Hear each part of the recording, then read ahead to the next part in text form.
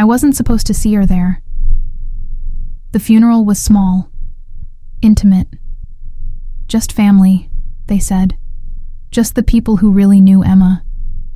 The people who had earned the right to sit in those pews and cry. The people who had been there for birthdays and graduations and late-night phone calls when the world felt too heavy. But when I walked into that chapel, past the rows of white lilies that made the air thick and suffocating, past the mahogany casket that held what was left of my entire world, past the photograph of my daughter smiling in her graduation cap with those bright hazel eyes that looked just like mine, I saw her, standing in the back corner, draped in black silk that probably cost more than my monthly mortgage. Her hands folded in front of her like she was praying, like she belonged there, like she had earned the right to grieve my child. Vanessa, my ex-husband's new wife, the woman he left me for when Emma was only 7 years old, the woman who became bonus mom on Instagram while I was the one holding Emma's hair back when she got sick from too much Halloween candy, the one who paid for dance lessons with money I didn't have, working double shifts at the hospital just to see my daughter's face light up on stage, the one who stayed up until 3 a.m. helping her write college essays, fueled by cold coffee and a mother's desperate love. And now, here she was, at my daughter's funeral, crying. Her mascara had already started to run, leaving thin black rivers down her carefully made-up cheeks. Her shoulders shook with what looked like genuine grief. And her eyes, God, her eyes were fixed on that casket like she was watching her own child being lowered into the ground. I felt my sister Sarah's hand on my elbow, tight enough to hurt. A warning, a reminder. Don't, she whispered, her breath hot against my ear.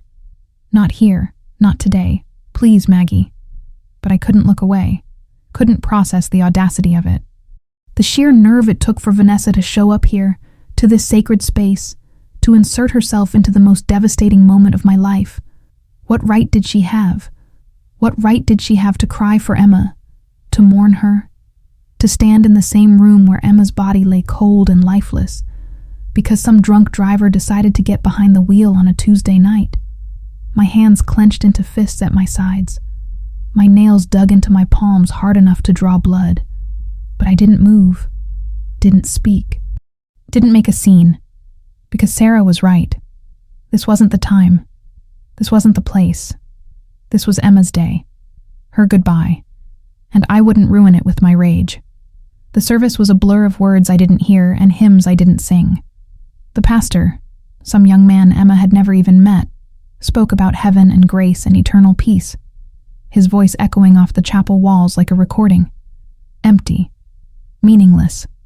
All I could hear was the sound of my own heart breaking, the sharp physical pain of it, like something inside my chest was literally tearing in half, piece by piece, with every breath I forced myself to take. Emma was 23 years old. 23. She had her whole life ahead of her. She was working at a marketing firm she loved, dating a sweet boy named Marcus who made her laugh, talking about grad school and travel, and maybe, someday far in the future, children of her own. And then, in one moment, in 1 second of someone else's terrible decision, all of it was gone. She'd been driving home from a friend's birthday dinner. It was 9:47 p.m. on a Tuesday, October 8th. The drunk driver ran a red light going 60 miles an hour. Emma's car was hit on the driver's side. She died on impact, they told me. Didn't suffer. Didn't feel pain. As if that was supposed to comfort me. As if knowing my daughter's death was instantaneous somehow made it hurt less. The phone call came at 10:23 p.m. I was watching television, drinking chamomile tea, about to go to bed. And then my phone rang with a number I didn't recognize, and a voice I didn't know said words that ended my life. "Ma'am, there's been an accident. You need to come to St. Mary's Hospital immediately." I don't remember the drive there. Don't remember walking through those automatic doors or following a nurse down a sterile white hallway. I just remember the moment they pulled back the curtain and I saw her, my baby girl, my Emma, lying on a gurney with a white sheet pulled up to her chin, her face peaceful, like she was sleeping. Like any moment she would open her eyes and smile and say, "Hey, Mom." But she didn't. and she never would again. I don't remember walking to the front of the chapel to say my final goodbye.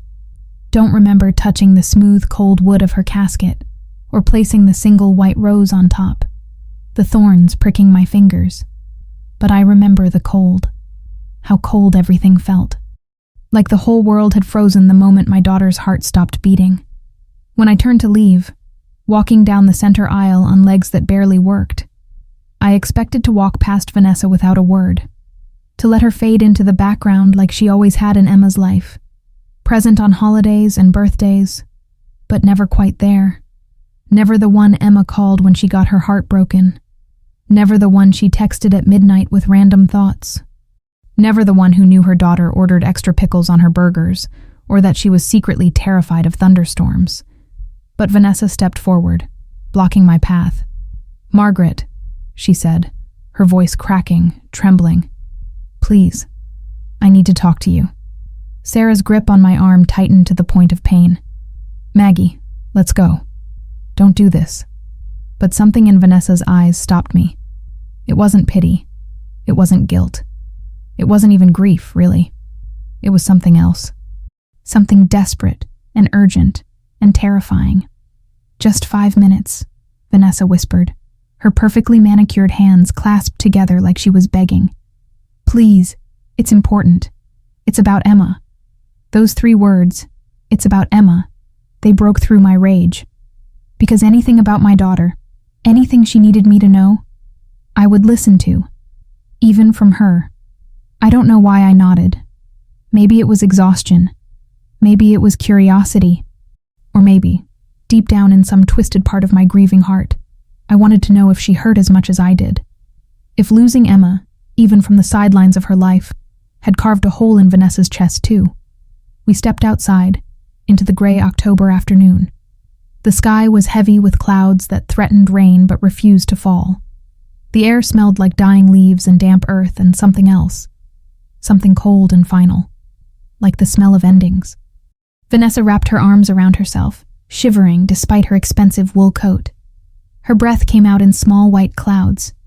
She looked smaller outside the chapel. Fragile, almost human.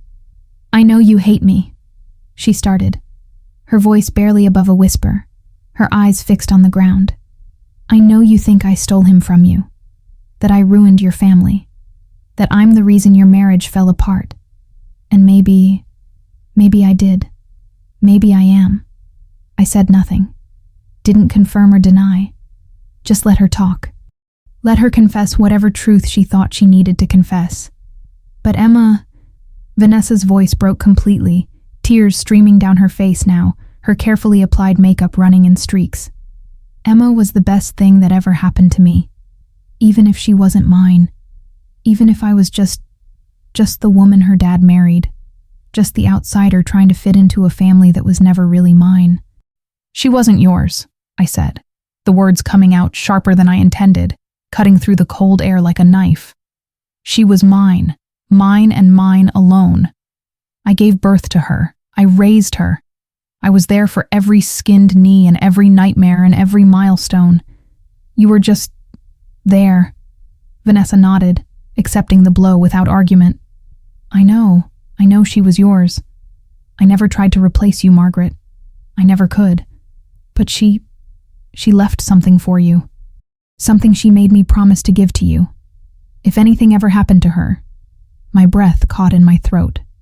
The world seemed to tilt on its axis. "What are you talking about?" Vanessa reached into her expensive leather purse with trembling hands. She pulled out a small black velvet box, the kind you'd keep jewelry in. Something precious. Something important.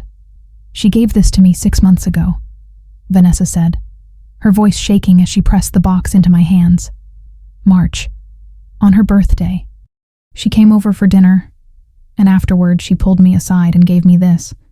She said if she ever died, if anything ever happened to her, I had to make sure you got it, no matter what, even if we weren't speaking, even if you hated me, even if you never wanted to see me again." I stared at the box in my hands. It was heavier than it looked. Solid. Real. Terrifying.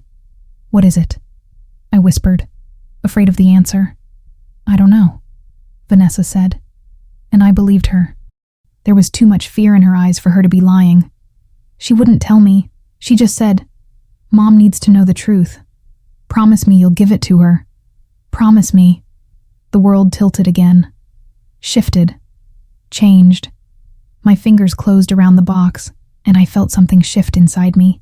Something terrifying and inevitable and completely unstoppable. "Why didn't you give this to me sooner?" I asked, my voice shaking with something between rage and fear. "Why wait until now?" "I wanted to," Vanessa said, wiping her eyes with the back of her hand, smearing her makeup even more. "God, I wanted to call you the day after the accident. But Emma made me swear. She was so specific about it. She said, only at the funeral. Only when she can't run away. Only when she has to face it." I looked up at her then, really looked at her. And I saw it. The same fear I felt. The same dread. The same terrible knowing. Whatever was in this box, it was going to change everything. Vanessa stepped back, wrapping her arms around herself again. "I'm sorry, Margaret. For everything. For all of it. For the affair. For the lies. For whatever pain I caused you. I'm so sorry." And then she walked away, disappearing into the mist and fog like a ghost, like she'd never been there at all. I stood there, alone in the empty church parking lot, holding the box in my trembling hands. The wind picked up, scattering dead leaves across the pavement in small tornadoes. Somewhere in the distance, a crow cawed. Once, twice, 3 times. An omen. I should have opened it right there, ripped off the lid and faced whatever truth my daughter had left for me. But I couldn't. Because deep down, in the part of my soul that knew things before my mind caught up, I knew. Once I opened that box, once I saw what Emma wanted me to see, there would be no going back. No unknowing. No unlearning.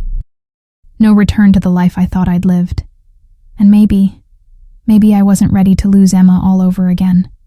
Sometimes the hardest truths are the ones we carry in silence. Subscribe to the channel and tell me what city you're listening from right now. Because this story, it's just beginning. I drove home in silence. No radio, no podcasts, no phone calls to Sarah even though she'd texted me 4 times asking if I was okay, if I needed her to come over, if I wanted to talk. I didn't want to talk. Didn't want to think. Didn't want to exist. Just the sound of my tires on wet pavement and the box sitting in the passenger seat like a ticking bomb. Like something alive and dangerous and waiting to explode. I kept glancing at it during the 20-minute drive home. That small black velvet square. So innocent looking. So ordinary. You could buy a box like that at any jewelry store for $5. But this one felt heavy with significance.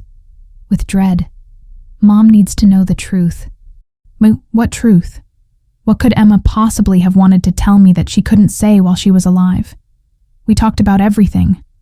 Boys and breakups and career anxieties and her complicated feelings about her father's emotional distance. Her frustrations with Vanessa's attempts to bond. Her fears about the future. Her dreams of traveling to Portugal and learning to surf and maybe, someday, writing a novel. We were best friends, Emma and I. Or at least I thought we were. Didn't we tell each other everything? By the time I pulled into my driveway, the sun had started to set, painting the sky in shades of bruised purple and burnt orange and angry red. Like the sky itself was grieving. Like even nature understood that something precious had been ripped from the world. I sat there for a long time, engine off, staring at my house. The house where Emma grew up. The little yellow Victorian with the white trim and the porch swing we'd painted together one summer when she was 15. Where she learned to ride a bike in the driveway, me running behind her with my hand on the seat, refusing to let go until she was steady. Where she cried over her first heartbreak in the kitchen at 2 a.m., eating ice cream straight from the container, while I stroked her hair and told her she deserved better. The house that was now unbearably, impossibly empty. I grabbed the box and went inside. The silence hit me like a physical thing, like walking into a wall. No music playing from Emma's old room, She'd moved out 2 years ago, but her room was still hers, still full of her things, waiting for her to come home for holidays. No laughter echoing from the kitchen, no footsteps on the stairs, no voice calling out, "Mom, I'm home." Just the hum of the refrigerator, the tick of the living room clock, the creak of the old house settling into the evening. I set the box on the coffee table, the same table where Emma and I had done countless jigsaw puzzles, where she'd studied for her SATs, where we'd wrapped Christmas presents together every year. And I stared at it. Open it, I told myself. Just open it. Stop being a coward and open it. But my hands wouldn't move. My body refused to cooperate. I made tea instead. Chamomile with honey, the kind my mother used to make when I couldn't sleep as a child. I sat on the couch, wrapped in Emma's favorite blanket, the one with the faded sunflowers that she'd had since she was 8 years old, the one she refused to get rid of even when it became threadbare and ratty. And I watched the steam curl up from my cup in delicate spirals. The box sat there, waiting, patient, inevitable. She said if she ever died, I had to make sure you got it. Why would Emma think about dying? Why would a healthy, vibrant 23-year-old woman plan for her own death? She was young, full of life, full of plans and dreams and future. Sure, she'd been stressed lately.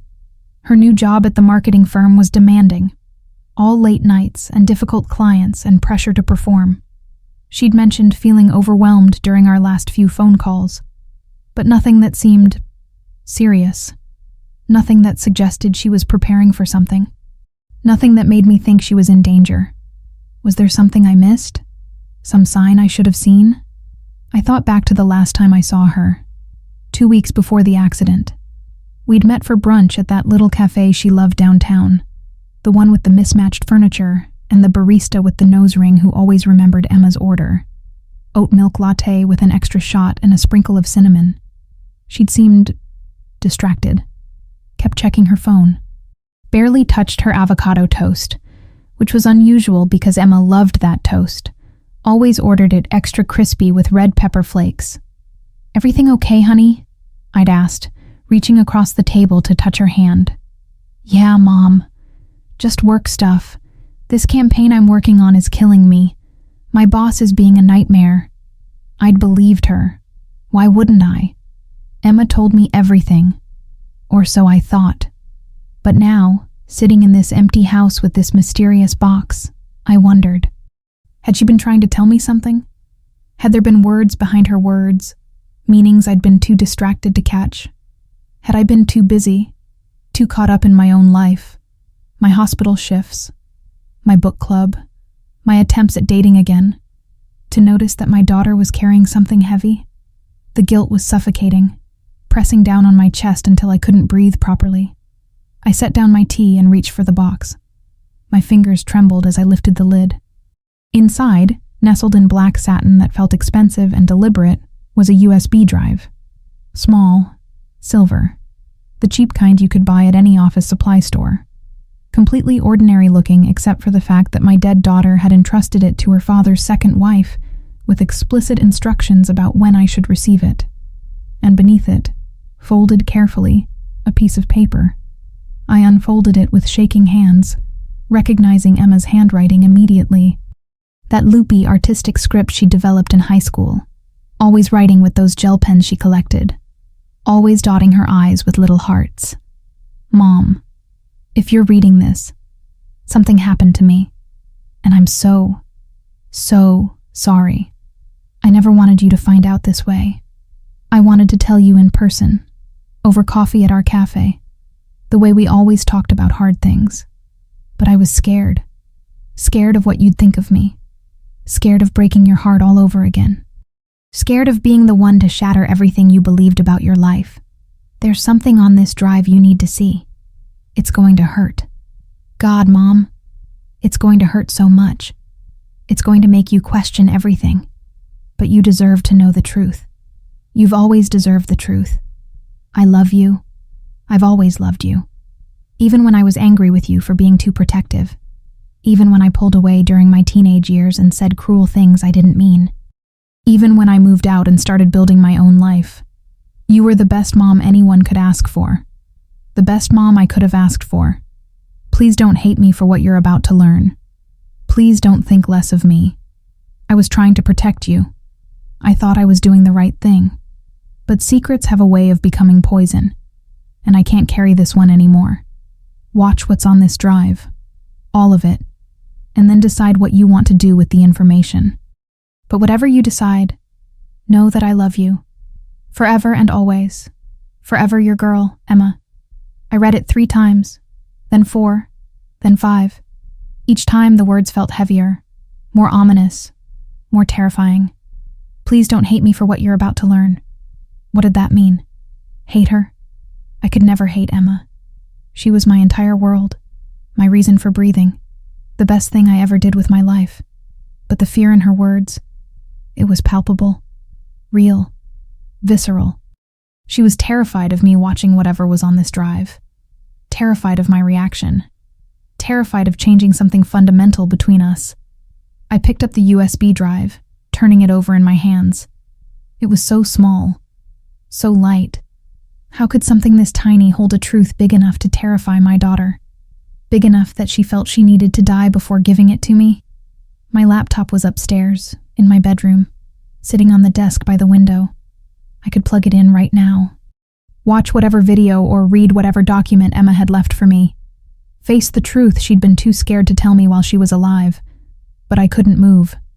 Because some part of me, the part that knows things before the conscious mind catches up, the part that understands grief and trauma and irreversible change, knew.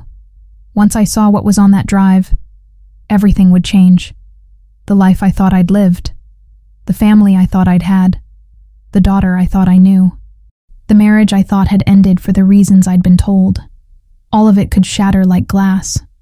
And I wasn't ready. I tucked the USB drive back into the box, closed the lid with trembling fingers, and set it back on the coffee table. I'd open it tomorrow, I told myself, after I'd slept, after I'd had time to process the funeral, to say goodbye properly, to find some semblance of strength. But even as I made that promise to myself, I knew it was a lie. The box sat there all night, glowing in the darkness like something radioactive, like something alive, watching me, waiting for me. I tried to sleep. I really did. I went upstairs, brushed my teeth, put on my pajamas, climbed into bed. But every time I closed my eyes, I saw Emma's handwriting. Please don't hate me. What had she done? What secret was she carrying? At 3 a.m., I gave up on sleep entirely, went back downstairs, sat on the couch with the box in my lap, running my fingers over the velvet surface. I thought about calling Sarah, or my friend Janet from work, or anyone, really. Anyone who could tell me what to do, how to handle this, whether I should open it or throw it in the trash and pretend I'd never received it. But I knew the answer. Deep down, I'd always known. I had to open it, had to watch it, had to know, because Emma had asked me to. And even in death, even when it terrified me, I couldn't say no to my daughter. I just needed one more night of not knowing, one more night of living in the world as I understood it. Tomorrow, I would face the truth. Tonight, I would let myself believe that everything I thought I knew about my life was real.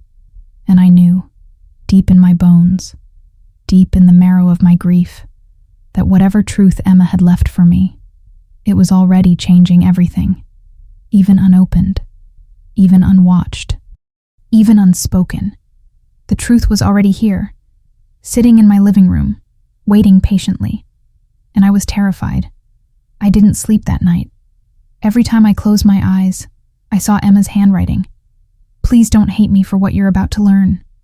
The words played on repeat in my mind like a song I couldn't turn off, each repetition adding new layers of dread, new possibilities of what could be waiting for me on that USB drive. By 5 a.m., I gave up entirely. Made coffee, strong and black, the way I'd learned to drink it during those early years as a single mother working night shifts at the hospital. Watched the sun rise through the kitchen window, painting the world in soft pinks and golds and gentle oranges. The kind of morning that promises new beginnings and fresh starts. It was the kind of morning Emma used to love.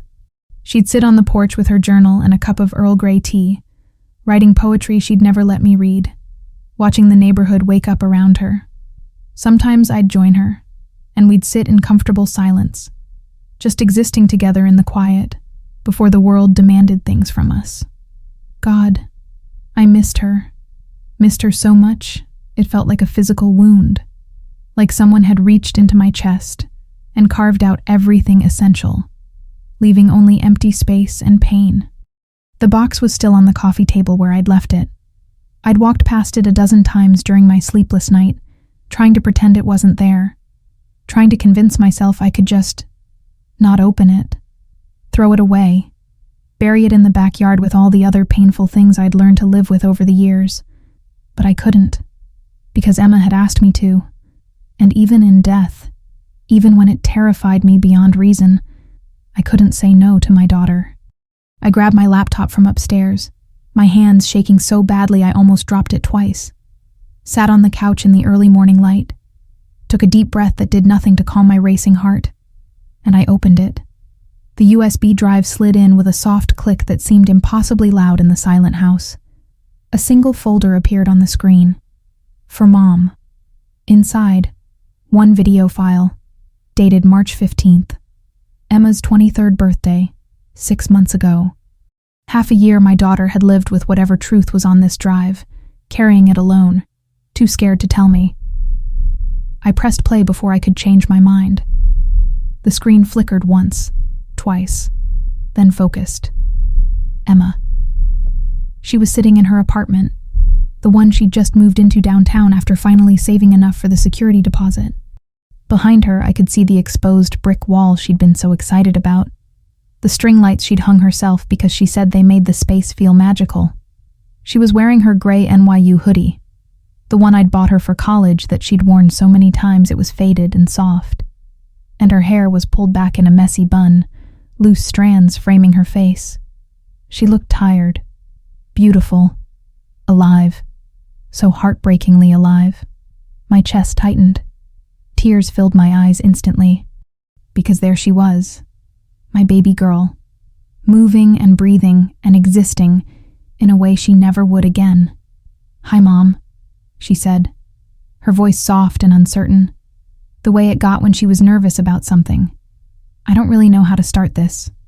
I've recorded this like 5 times already, and I keep chickening out and deleting it. But I need to say it. I need you to know." She took a deep breath, and I watched her hands twist in her lap.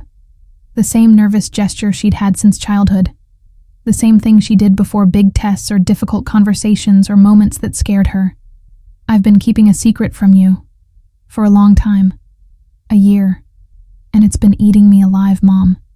It's been destroying me from the inside out." My heart began to race.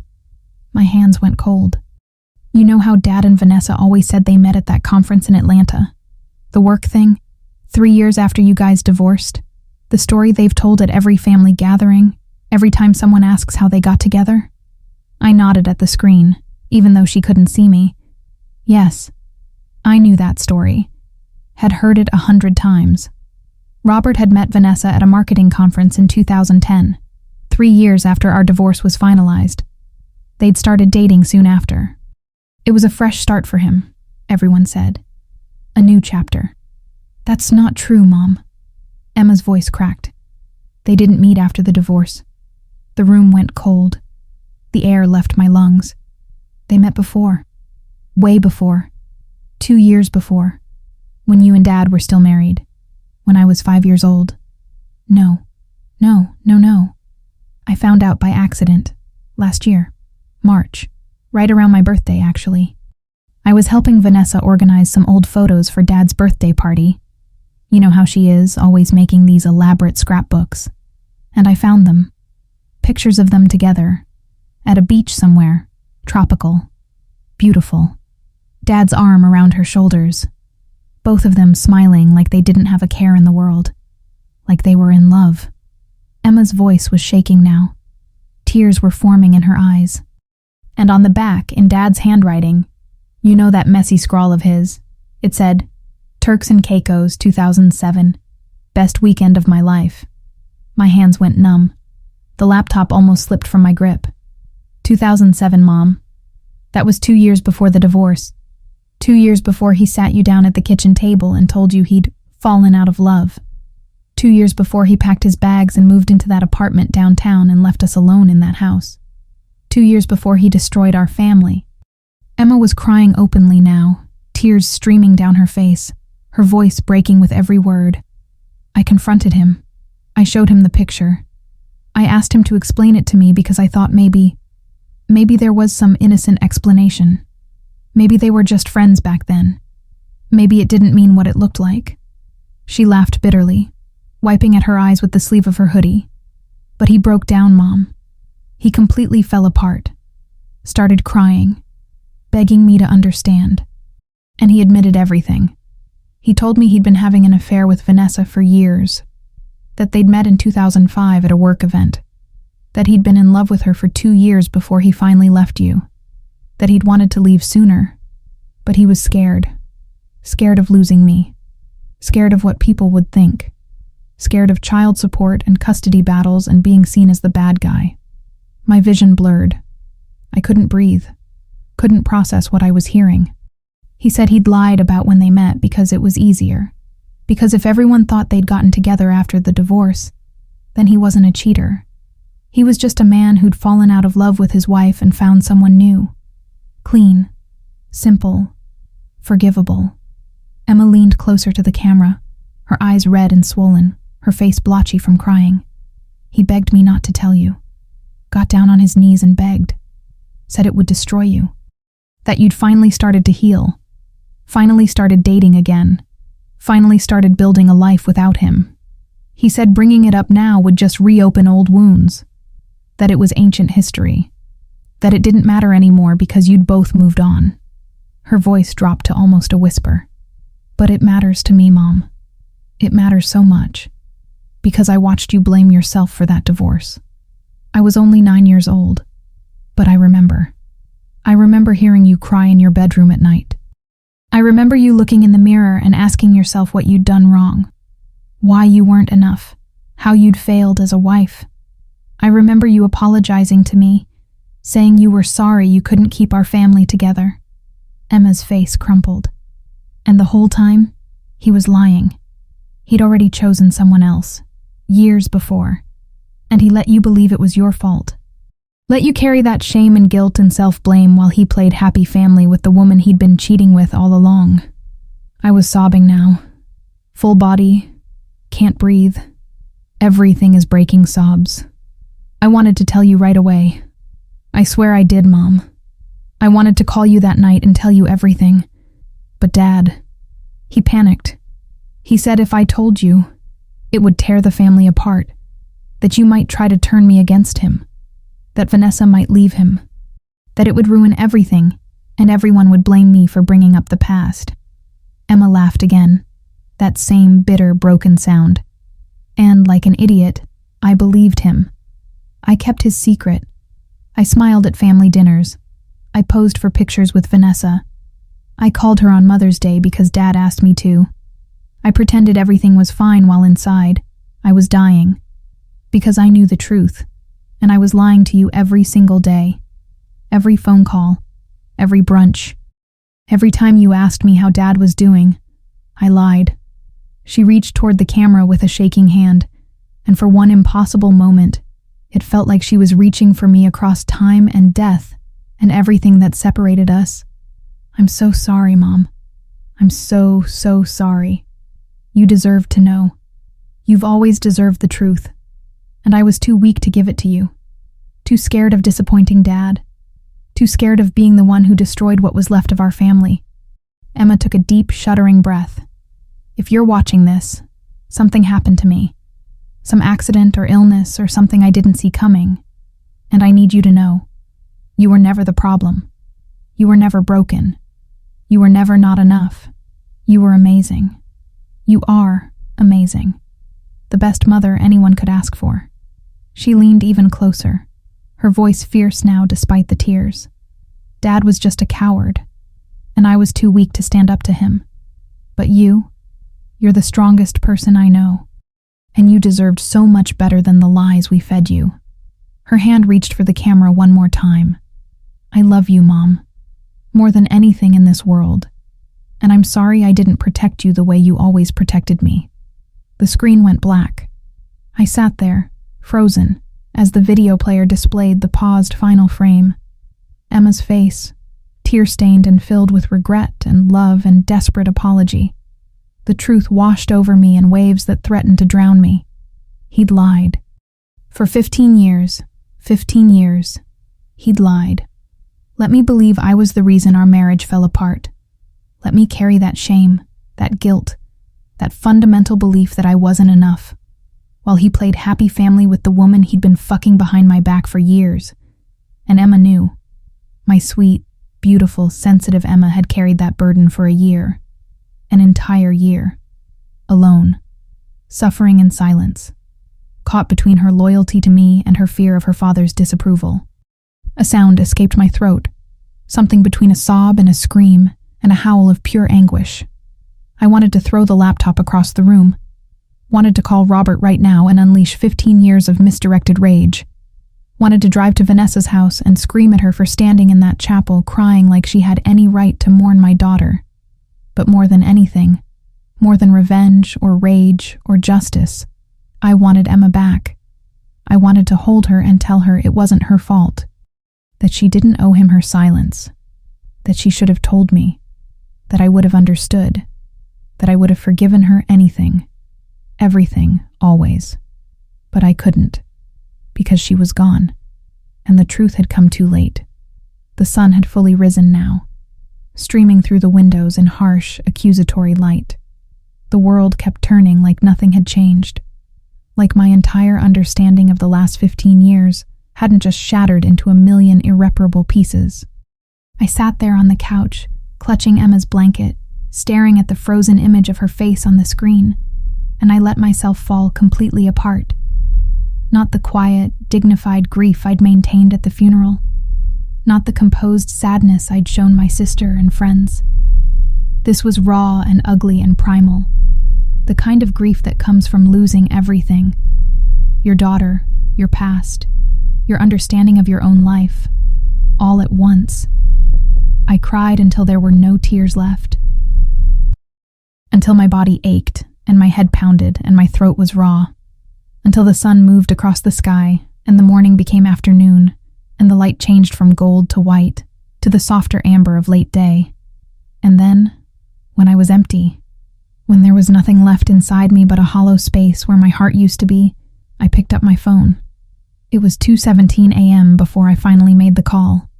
Sometimes the secrets we keep to protect the people we love end up destroying us instead. I need to hear from you. Have you ever discovered a truth that changed everything you thought you knew? Tell me in the comments. I need to know I'm not alone in this. I didn't call him right away. I wanted to. God, I wanted to. I wanted to scream into the phone until my voice gave out, until he understood even a fraction of the pain he'd caused. I wanted to hurt him the way I was hurting. Wanted him to feel the ground disappear beneath his feet the way mine had. But I didn't. Not immediately. Instead, I sat on the floor of my living room. Actually on the floor, my back against the couch, my laptop still open to that frozen frame of Emma's tear-stained face, and I let myself fall apart completely. I cried until there were no tears left, until my body ached in places I didn't know could ache, until my head pounded with dehydration and exhaustion, until I felt hollowed out, empty, like someone had reached inside me and scooped out everything essential. The sun set. The room grew dark. I didn't turn on the lights. Didn't move except to occasionally shift position when my legs went numb. I just sat there, in the darkness, replaying everything. Every fight during our marriage. Every time Robert worked late and I believed him when he said it was just a deadline, just a difficult client, just work stress. Every business trip. And there were so many, weren't there? Chicago and New York and Atlanta and God knows where else. Places where he could see her, touch her, love her while I was home with our daughter, never suspecting. Every time he pulled away when I tried to be close. Every time he flinched when I touched him. Every time he chose his phone over conversation with me. Every time he came home smelling like unfamiliar perfume and blamed it on a female colleague's hug. It all made sense now. Every red flag I'd dismissed. Every instinct I'd ignored. Every moment I'd blame myself for being paranoid or needy or not enough. I wasn't paranoid. I was right. My gut was right. But I'd let him convince me I was crazy. Around midnight, I finally stood up. My legs were stiff, my body numb and aching. I walked to the kitchen on autopilot, poured myself a glass of wine, then immediately poured another, filling it to the brim. Screw moderation. Screw holding it together. Screw being the bigger person. I stared at my phone sitting on the counter, its screen dark and silent, mocking me with its stillness. I should wait until morning, I told myself. Have this conversation when I'm calm. Rational.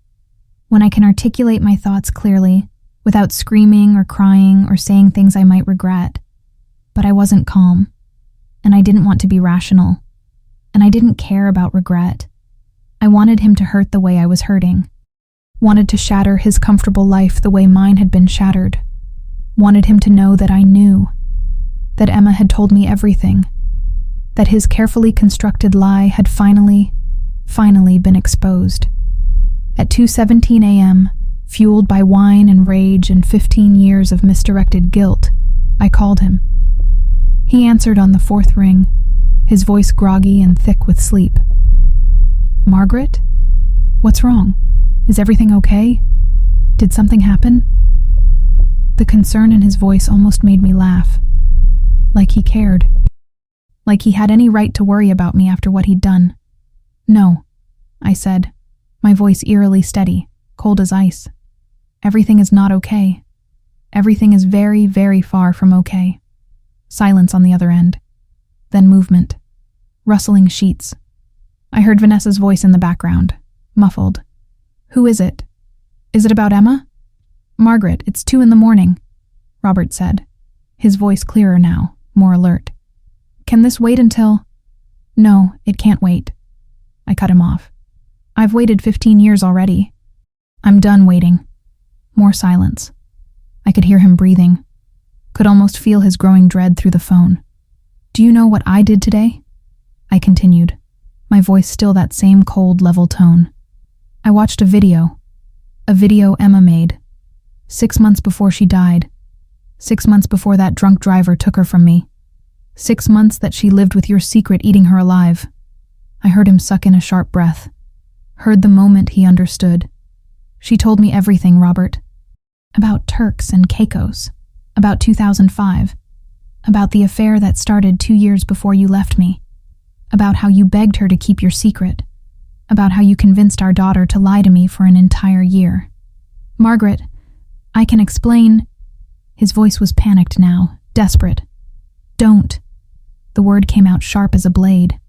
Don't you dare try to explain this away. Don't you dare tell me it's complicated or that I'm taking it out of context or that it was a long time ago so it doesn't matter. But it was a long time ago, he said, and I could hear the panic creeping into his voice, the realization that his carefully buried secret had been unearthed. It doesn't matter anymore. We've all moved on. You've moved on. There's no point in dragging this up now. I laughed. It was a horrible sound, broken and bitter and sharp enough to cut. Moved on? You think I moved on? I spent years blaming myself for our marriage falling apart, Robert. Years. Years thinking I wasn't pretty enough, wasn't interesting enough, wasn't sexy enough, wasn't enough. Years wondering what I'd done wrong. Years apologizing to Emma for not being able to keep our family together. Margaret, I went to therapy, I continued, my voice rising now, the cold control starting to crack. I read books about how to be a better wife. I looked in the mirror and hated what I saw because I thought that was why you left. Because of me.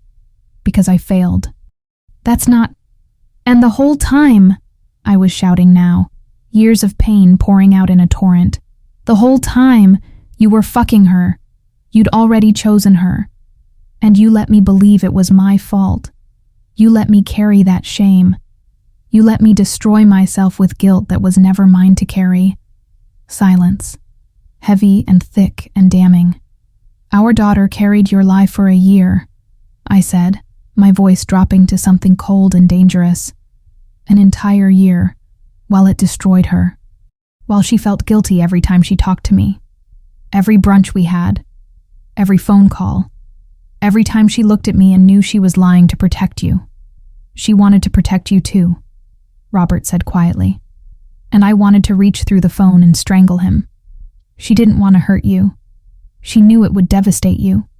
She was protecting you, I screamed. She was terrified of disappointing you, of making you angry, of ruining your life. She was sacrificing her own peace of mind to keep your secret safe. That's not fair. Fair? I laughed again, that same terrible sound. You want to talk about fair? You lied to me for 15 years. You let me believe I was the problem. You took away my daughter's peace. You made her an accomplice in your betrayal. And for what? So you wouldn't look like the bad guy? So people wouldn't know you're a cheater and a liar? More silence. I heard movement again. Heard Vanessa's voice. Robert, what's going on? Get out, I heard him say to her, his voice muffled. Please, just give me a minute. Good. Let her hear this. Let her know what she'd done, what they'd both done.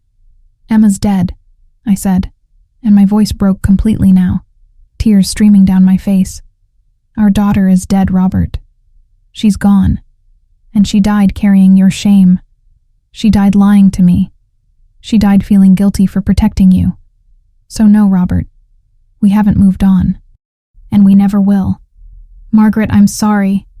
I don't want your apology, I said. I don't want your excuses. I don't want your explanations about how it just happened, or how you never meant to hurt me, or how you really did love me once. I don't want any of it. Then what do you want? He asked, his voice small now, defeated. I want you to know that I know, I said quietly. I want you to know that you didn't get away with it, that your lie didn't stay buried, that Emma made sure I found out the truth. Okay, he whispered. Okay, I understand. No, you don't, I said. You'll never understand. Because you've never been on the receiving end of this kind of betrayal.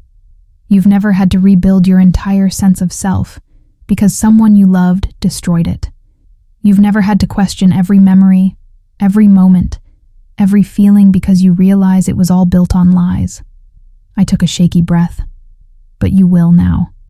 Because I'm not going to be quiet anymore. I'm not going to protect your reputation. I'm not going to pretend this didn't happen just to make things easier for you and Vanessa. What are you going to do? Fear crept into his voice. I don't know yet, I admitted.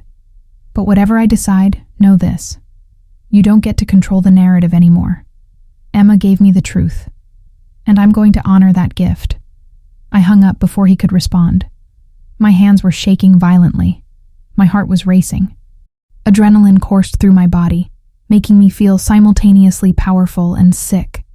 But for the first time in 15 years, for the first time since Robert left, I felt something other than sadness and self-blame. I felt rage. Pure, clarifying, energizing rage. And I knew in that moment, sitting in my dark kitchen at 2:30 in the morning, with an empty wine glass and a phone that was already starting to buzz with return calls I wouldn't answer, that I wasn't going to let this go. I wasn't going to quietly accept his lies and move on like a good ex-wife. I wasn't going to protect him anymore. Emma had given me the truth, and I was going to make sure it meant something. The next morning, I woke up on the couch, still in yesterday's clothes, my phone on the floor beside me, its screen cracked from where I'd apparently thrown it at some point during the night. I had 17 missed calls, 12 from Robert, 3 from Vanessa, 2 from my sister Sarah, who somehow always knew when something was wrong even when I didn't tell her. I ignored them all. My head pounded from the wine and the crying and the complete emotional devastation of the previous 24 hours. My eyes were swollen nearly shut. My throat was raw from screaming.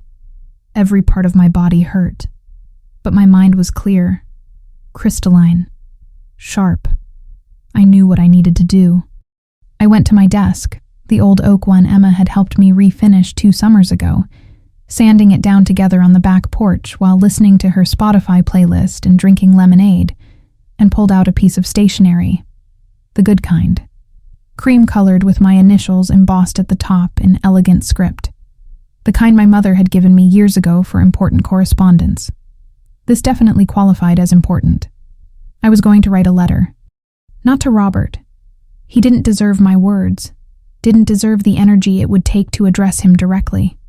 No, this letter was for everyone else. For every person who'd ever pitied me, who'd ever assumed I'd somehow failed as a wife, who'd ever looked at Robert and Vanessa and thought, what a lovely couple, without knowing the destruction they'd caused. I started writing, my hand moving across the paper with fierce determination. To everyone who knew us, for 15 years, I believed a lie. I believed my marriage ended because I wasn't enough, because I'd failed, because I'd let the man I loved slip away through my own inadequacy, my own inability to keep him interested, my own fundamental unworthiness. I spent 15 years apologizing for something that was never my fault. But the truth that my daughter Emma discovered a year before her death and carried like a poison in her soul, is so much darker than I ever imagined. My ex-husband, Robert Clark, had been having an affair for years before he left me, with the woman who is now his wife, Vanessa. They met in 2005, 2 years before our divorce.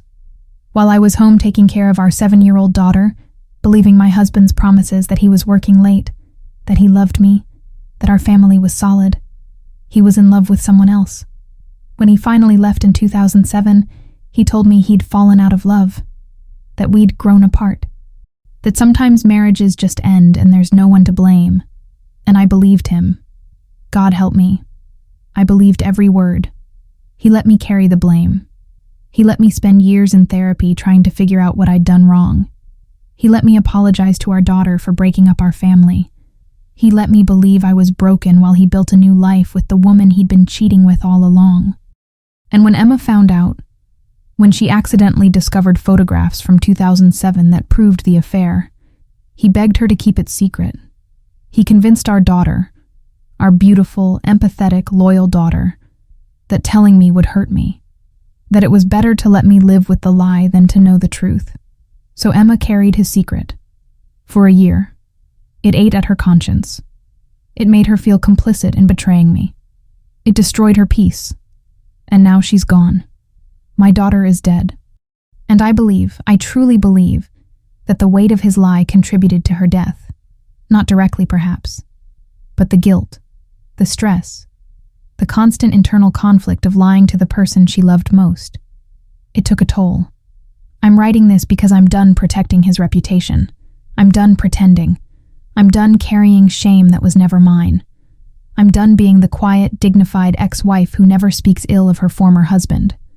The truth is, Robert Clark is a liar and a cheater. Vanessa knew he was married when she started sleeping with him. And they built their entire relationship on the foundation of my pain, my self-doubt, my destroyed sense of self-worth.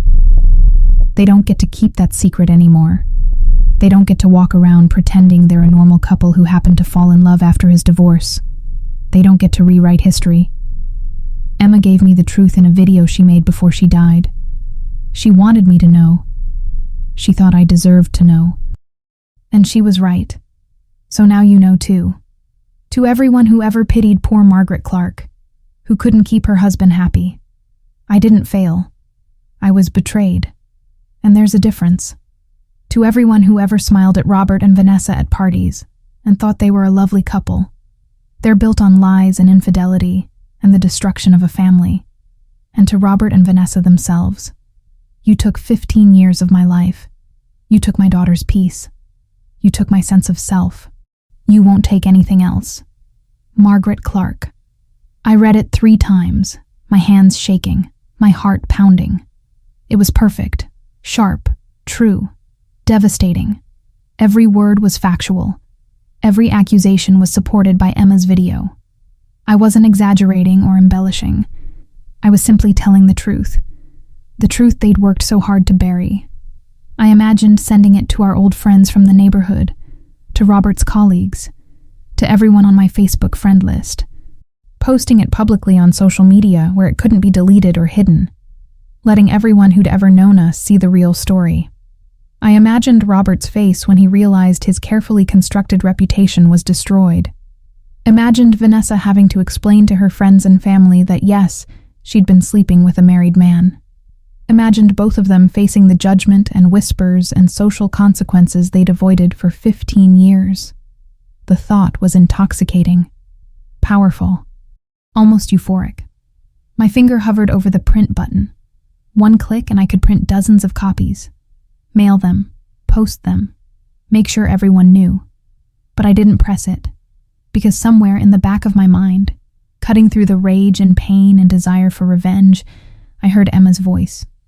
Not from the video, from a memory, a conversation we'd had years ago, sitting on this very porch during one of those terrible months after the divorce when I'd been consumed with bitterness. Robert had forgotten my birthday, again, and I'd been ranting to Emma about it, about what a selfish person he was, about how much I hated him. And Emma, only 11 years old at the time, had looked at me with those wise hazel eyes and said, "Mom, don't become bitter. Don't let him turn you into something you're not. You're too good for bitterness. Don't let him take that from you too." I'd been stunned into silence, because she was right. I was becoming someone I didn't recognize. Someone angry and vengeful and small. And I'd promised myself that day that I wouldn't let the divorce poison me, that I wouldn't let Robert's betrayal, even though I didn't know the full extent of it then, turn me into someone Emma would be ashamed of. Now, staring at this letter, I wondered, would Emma be proud of this? Or would she be horrified that I was using her video, her death, her pain, as ammunition in a war against her father? Was this justice? Or was it just revenge dressed up in prettier language? Was I honoring Emma's truth? Or was I using it as a weapon to inflict maximum damage? I didn't know. Couldn't see clearly through the haze of grief and rage. So I folded the letter carefully, tucked it into the desk drawer beneath old bills and forgotten birthday cards, and walked away. Maybe someday I'd send it. Maybe when the grief wasn't so raw, when I could think clearly, when I could separate justice from vengeance. Maybe then I'd know what to do with these words. But not today. Today I was too angry, too hurt, too broken to trust my own judgment. Today I needed to figure out what I was really fighting for. Emma's memory? The truth? Other women who'd been lied to? Or just my own wounded pride? The letter sat in that drawer for 3 days while I tried to figure out the answer. Grief has a way of making us want to burn everything down. Have you ever held back words that could destroy someone? Tell me in the comments. I need to know I'm not alone in this. 3 days after watching the video, 3 days of sleepless nights and unanswered phone calls and a letter burning a hole in my desk drawer, Vanessa called me. I'd been expecting it, dreading it. Part of me wanted to let it go to voicemail, to avoid the confrontation entirely, to maintain my rage without having to face the human being behind it. But I answered, because I needed to look her in the eye, needed to see if she felt even a fraction of the guilt she should feel. "Margaret," she said, her voice tight and controlled, "we need to talk." "About what?" I asked, my tone deliberately flat, emotionless. "About what you said to Robert, about Emma's video, about the accusations you're making." Accusations, like I was making things up, like Emma had lied, like the evidence wasn't sitting on my laptop in high definition. "Meet me," Vanessa said. "Tomorrow, noon, the coffee shop on 5th Street. Please. I need to talk to you face to face." I should have said no, should have hung up, should have protected my peace the way Emma would have wanted, the way my therapist would have advised, the way every self-help book ever written would recommend. But I didn't. "Fine," I said. "Noon. But I'm not promising I'll be civil." "I don't expect you to be," Vanessa said quietly, and then hung up. The coffee shop was the same one Emma and I used to go to. Our place. The one with the mismatched furniture, and the walls covered in local artwork, and the barista with the nose ring who always remembered Emma's order. Oat milk latte with an extra shot and cinnamon on top. I got there early, ordered black coffee because I didn't deserve anything that tasted good, and sat in the corner booth. The same booth where Emma and I had celebrated her college acceptance, both of us crying happy tears and laughing about how we'd done it, how she was going to NYU just like she'd dreamed. The same booth where she'd told me about her first serious boyfriend, blushing and nervous and so beautifully young. The same booth where we'd cried together after my mother died, holding hands across the table and remembering her together. This place was sacred, full of ghosts, full of Emma. And Vanessa was about to walk into it. She arrived exactly at noon, wearing a camel coat and oversized sunglasses that screamed expensive even to my untrained eye. She looked thinner than she had at the funeral, more fragile, like she hadn't been sleeping either. Good, I thought viciously. Good. She slid into the booth across from me, removed her sunglasses with shaking hands, ordered nothing when the barista came by. For a long moment, we just stared at each other. Two women connected by one man's betrayal and one girl's death. I didn't know, Vanessa finally said, her voice barely above a whisper. About the video. About what Emma left for you. I swear I didn't know what was on that drive. Liar, I said calmly, taking a sip of my bitter coffee. I'm not. You gave me the box, Vanessa. Emma gave it to you with specific instructions. You knew something was in there. You knew Emma wanted me to have the truth. So don't sit there and pretend you're innocent. Don't act like you were just an unwitting messenger. Her jaw tightened. She looked like she wanted to argue, then thought better of it. I didn't know what was on the drive, she repeated. Emma never told me. Just said you needed to see it. That you deserved the truth. But you knew it was bad, I pressed. You knew it would hurt. You knew it would destroy whatever peace I'd managed to find. And you gave it to me anyway. Because Emma asked me to, Vanessa said, her voice cracking. Because she begged me to. Because it was her dying wish. She didn't know she was dying, I shot back. She made that video as insurance, as a safety net in case something happened. She never thought I'd actually have to watch it. Tears were forming in Vanessa's eyes now.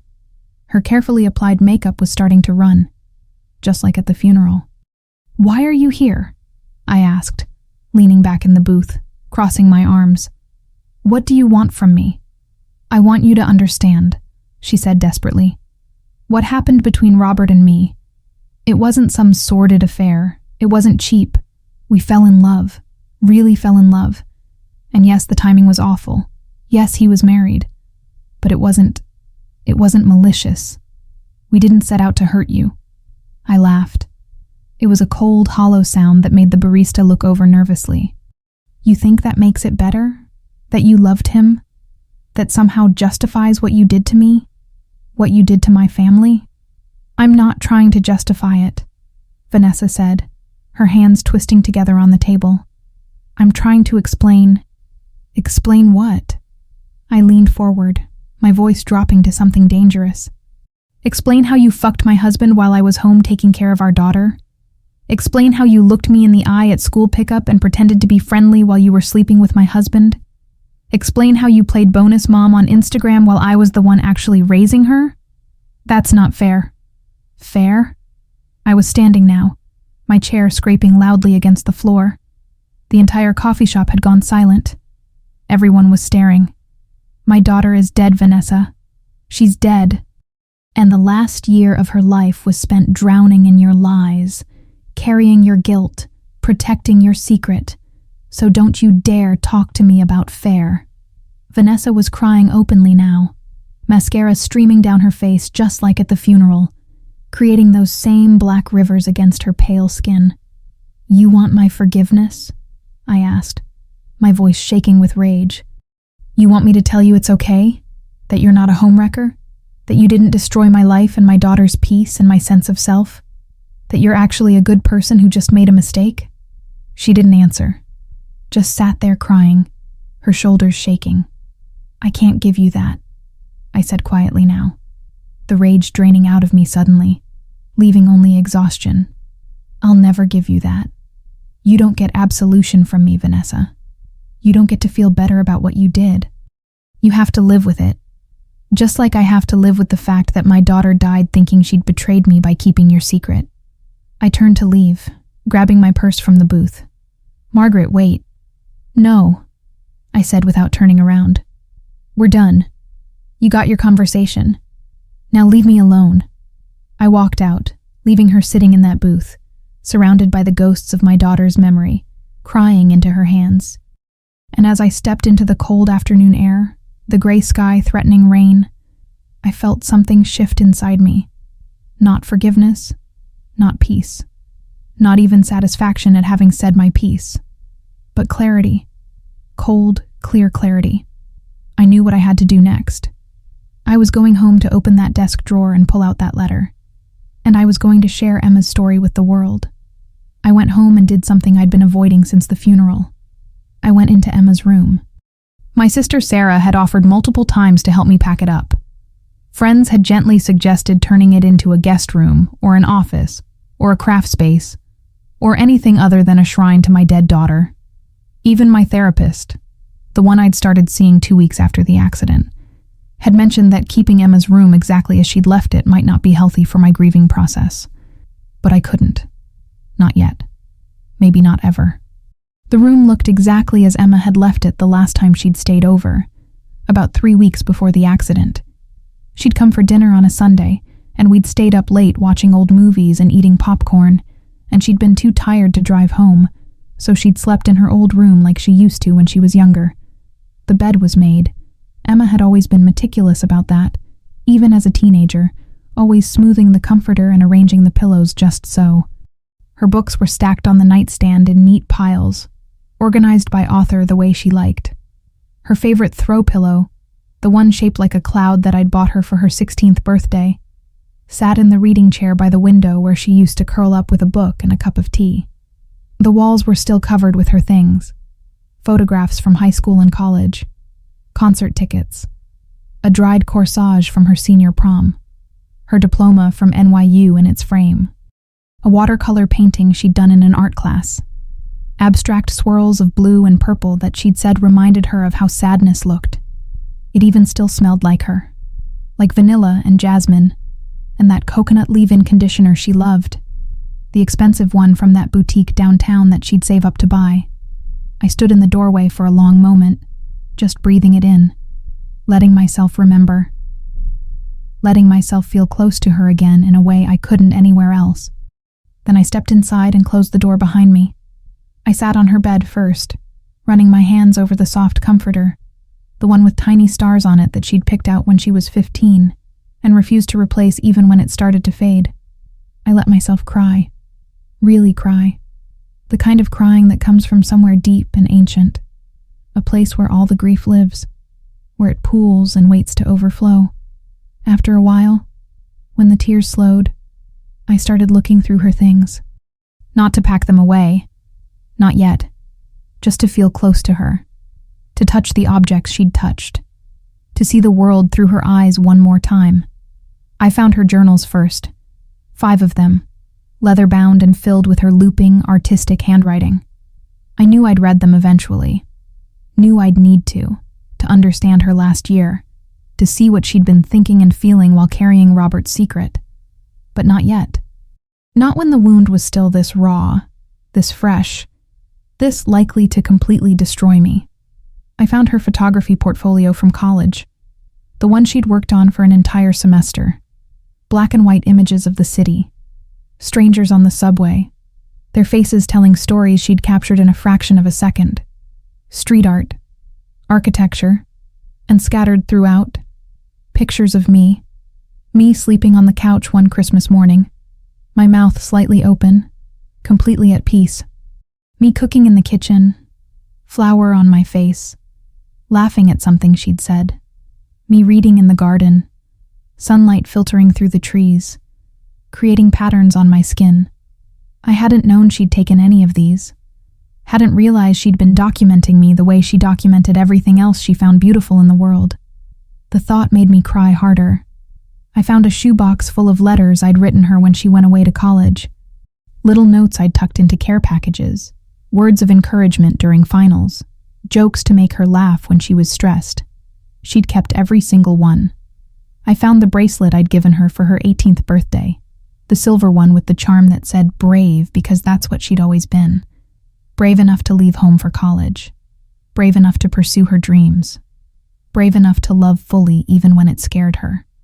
And then, tucked inside her desk drawer, beneath some old birthday cards and a broken necklace she'd probably meant to get repaired, I found another envelope. My name was written on the front in Emma's handwriting, different from the letter that had come with the USB drive. This one looked older. The ink was slightly faded. The paper was creased like it had been folded and unfolded many times. My hands trembled as I opened it, sitting down in her desk chair, the same chair where she'd done homework throughout high school, where she'd written college essays, where she'd probably written this very letter. Inside was another letter, and a photograph. I looked at the photo first, my breath catching. It was me, younger, maybe 35, shortly after the divorce. I was in our old backyard, the one at the house we'd had to sell after Robert left because I couldn't afford the mortgage alone. I was laughing, my head thrown back, pure joy on my face. The sun was catching my hair, making it glow almost golden. I looked free, unbroken, genuinely happy. I had no memory of this moment, didn't remember what had made me laugh, or why Emma had been taking pictures, or what we'd been doing that day. But I looked like a different person, like someone who still believed in good things, someone who hadn't yet been crushed by divorce and single motherhood and financial stress, and the constant grinding pressure of trying to be enough for everyone. Then I unfolded the letter, my vision already blurring with tears. Mom, if you're reading this, you've already seen the video, and you probably hate me, or Dad, or both of us. Or maybe you just hate yourself, which would be so typical of you, always taking the blame for things that aren't your fault. I've been writing this letter for months, trying to find the right words, trying to explain why I didn't tell you sooner, trying to make you understand that every single day I kept that secret. It killed me a little more. The truth is, I was scared, not just of hurting you, though God knows that terrified me, but of losing you. You're my best friend, Mom.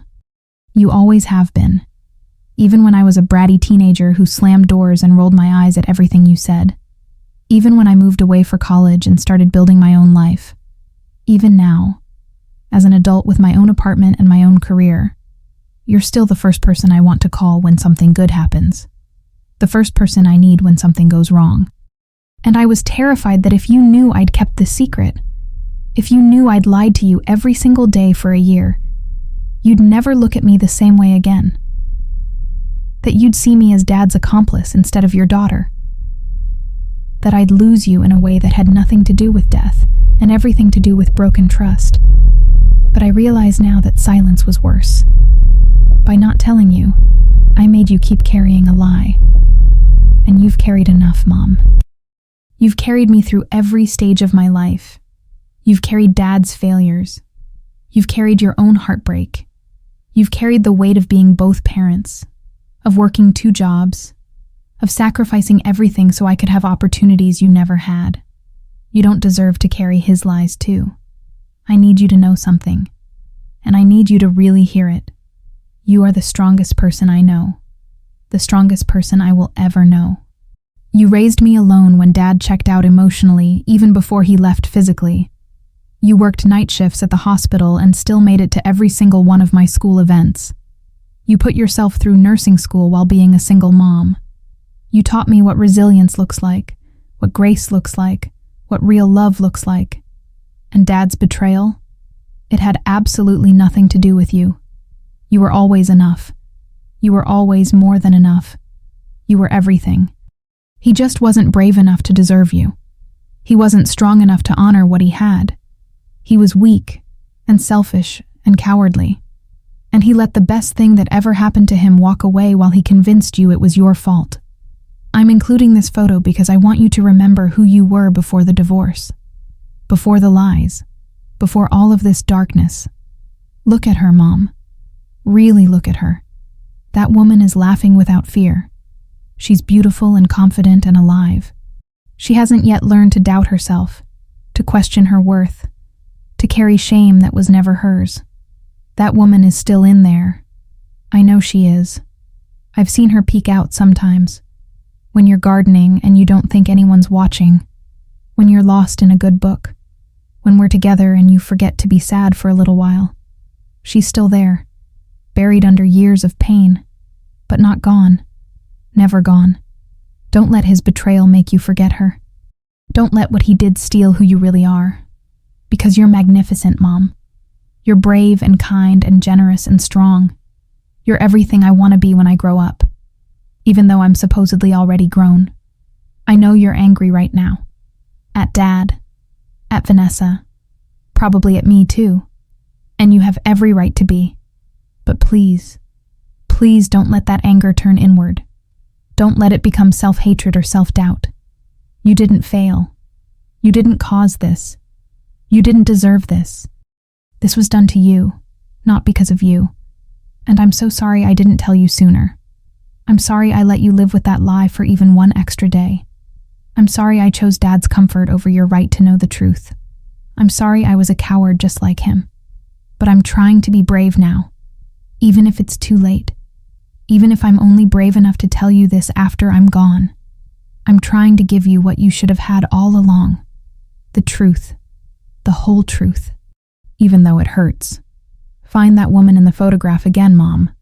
Find her and hold on to her and don't let anyone, not Dad, not Vanessa, not even your own grief, take her away from you. She deserves to laugh like that again. To feel joy without guilt. To live fully instead of just surviving. Promise me you'll try. Please. I love you more than words can express. More than I ever told you while I was alive. You were the best mother anyone could ask for. The best friend. The best person. And I'm so grateful I got to be your daughter. Find yourself again, Mom.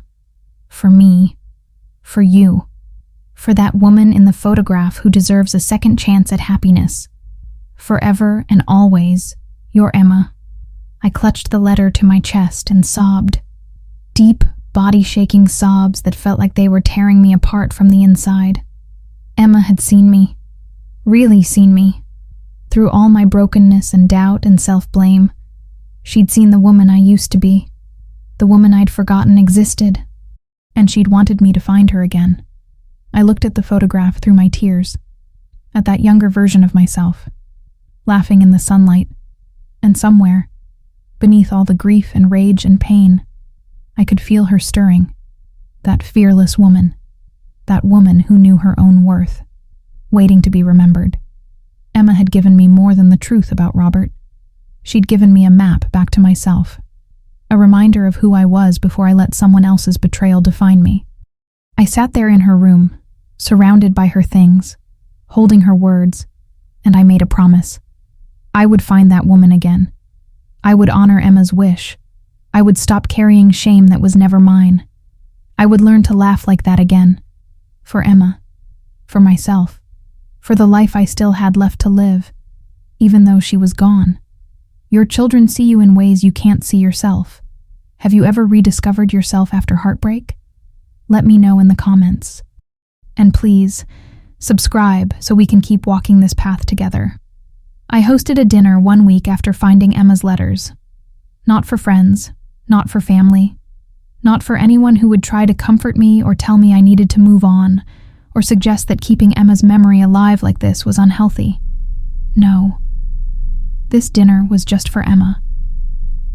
I set the table for 2, using the good china, the set my grandmother had passed down to me, the one with delicate pink roses that Emma had always loved. I lit candles, the tall ivory ones I usually saved for Christmas. I used cloth napkins and the silver my mother had given me as a wedding gift, tarnished now but still beautiful. I made Emma's favorite meal, Every single dish she would have ordered if she could have told me what she wanted one more time. Lemon chicken with fresh herbs, crispy skin the way she liked it, roasted vegetables, carrots and Brussels sprouts and butternut squash with olive oil and sea salt, garlic mashed potatoes with extra butter, a fresh garden salad with the vinaigrette she'd loved since childhood. And for dessert, that ridiculously decadent chocolate lava cake she'd been obsessed with since she was 12. The kind with the molten center that spills out when you cut into it. I even poured 2 glasses of wine. Red. The expensive kind from that vineyard we'd visited together 3 years ago. The one in Napa, where we'd spent a weekend just the 2 of us, tasting wines and laughing and talking about everything and nothing. It was absurd. I knew that. My daughter was dead. She wasn't going to walk through that door, kick off her shoes, and complain about traffic while stealing bites of chicken from my plate the way she always did. She wasn't going to tease me about using the fancy china. She wasn't going to Instagram a picture of the food with some clever caption about having the best mom in the world. But I needed this. Needed to say goodbye the way I should have been able to. Not at a funeral surrounded by people who barely knew her, giving generic condolences that meant nothing. Not in a cemetery where I could barely breathe, watching her casket being lowered into the ground. Not in the crushing silence of my empty house where every corner reminded me of her absence. Here, at home, at our table, where we'd shared 1,000 meals and 1,000,000 conversations, where we'd celebrated birthdays and holidays, and ordinary Tuesdays that became extraordinary simply because we were together. I sat down at the table and looked at the empty chair across from me, the one that had been Emma's, since she was old enough to sit without a booster seat. "Hi, baby," I said quietly, my voice breaking on the words. The house was silent, except for the soft music playing from my phone. That playlist Emma had made for me last Christmas, full of songs she said reminded her of us. Norah Jones and Bon Iver and that indie artist I'd never heard of, but immediately loved. I picked up my wine glass, raised it toward the empty chair. "I saw your video," I said, tears already streaming down my face. "And I read your letters. Both of them. And I need you to know that I could never hate you. Not for a second. Not for keeping that secret. Not for anything. You were trying to protect me. And I understand that now. I understand how impossible it must have been, caught between your loyalty to me and your fear of disappointing your father." I took a sip of wine, the taste rich and complex and somehow sad. "You were right about everything. About your father. About me forgetting who I was. About caring too much for too long. You saw me more clearly than I saw myself. And I'm so grateful for that. So grateful you left me those words, even though reading them destroyed me." I poured wine into Emma's glass, even though no one would drink it. It felt important, symbolic. "I've been so angry, Em. At him, at Vanessa, at God, at the drunk driver who took you from me, at the universe for being so unbearably cruel. But mostly I've been angry at myself, for not seeing what you were carrying, for not asking the right questions, for not making you tell me what was wrong, for letting you suffer alone." The candles flickered, casting dancing shadows across the empty chair. I could almost see her there, almost hear her voice telling me to stop blaming myself, that it wasn't my fault, that I'd been the best mother anyone could ask for. "I keep thinking about that last brunch we had," I continued, my voice barely above a whisper. "How distracted you seemed, how you kept checking your phone, how you barely touched your food, and I let it go. I didn't push. I didn't demand to know what was bothering you. I accepted your excuse about work stress and moved on. I wiped at my eyes with my napkin, leaving streaks of mascara on the white fabric. I should have pushed, Emma. I should have made you tell me. Should have seen past your smile to the pain underneath. Because maybe if I had, you wouldn't have been carrying that weight. Maybe you would have been lighter, freer. Maybe I stopped myself, forced myself to take a breath. Because that way led to madness. The what-ifs. The maybes. the infinite loop of guilt that had no end and no answer and no resolution. I could torture myself forever with those questions, and it wouldn't change anything. It wouldn't bring her back. It wouldn't erase her pain. It would only add to mine. "I'm trying to forgive myself," I whispered, "the way you forgave me in that letter.